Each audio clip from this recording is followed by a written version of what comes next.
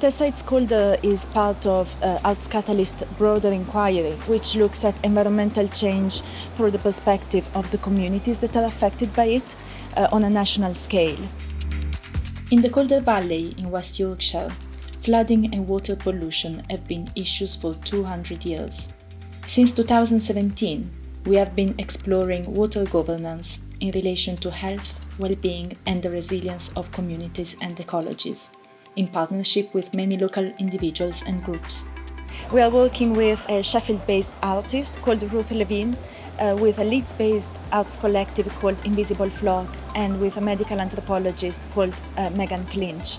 And together we have embarked on this collective inquiry in order to address the complexity of the issues that we are dealing with. We started the project in 2017 with an initial research trip on a canal boat in the Hebble and Calder navigation. And while travelling along the canal from Murfield to Hebden Bridge, we met members of the communities, but also we invited different specialists, engineers, members of Canal and River Trust to join us on board and have conversations with us about how the water system really works. This intense period of research has led us to where we are now, which is the Hebden Bridge Arts Festival, where we are presenting two new artworks that are emerging from the research that has been developed over the last 2 years.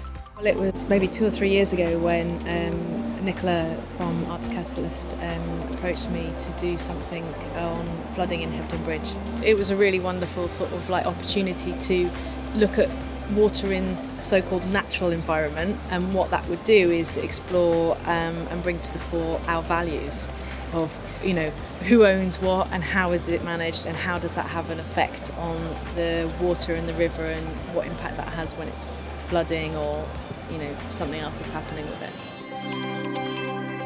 We are presenting Duet, which is a light sculpture but also an online platform and also a conversation between strangers in the Calder Valley. And so I suppose Duet is about using technology to create a space for us to individually take time to consider our relationship to the natural world and to, in the specific case of the Calder Valley, to the river and kind of its effects both on our lives and on nature more generally.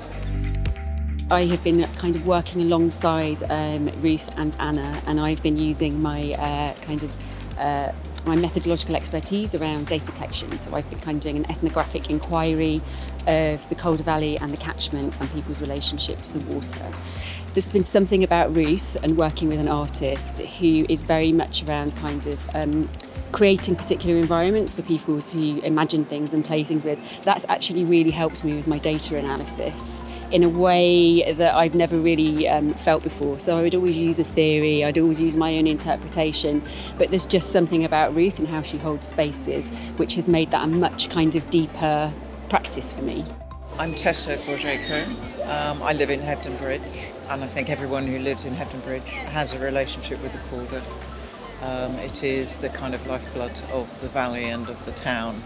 I love the model, I love the way of working with that, so it's a really nice way of doing it, and I think it's great to be able to visualise all the themes and questions and problems and processes and issues that have come up. So I think it gave a very full and rich picture of our relationship with water and how it's managed in the valley. The things that really struck me were the range of the things that she had on offer. So she's got the reservoirs and the moorlands and the animals, but there's also the industry and the community and models that represent not just what's there, but who's there and what they're doing. And I think when you hold the kind of reflective mirror of art up to something, it means that it's a lot easier to look at it. I think artists have an awful lot to contribute to this. They can put things in different ways and they can persuade people to talk much more openly, and thus complex issues can more easily be answered.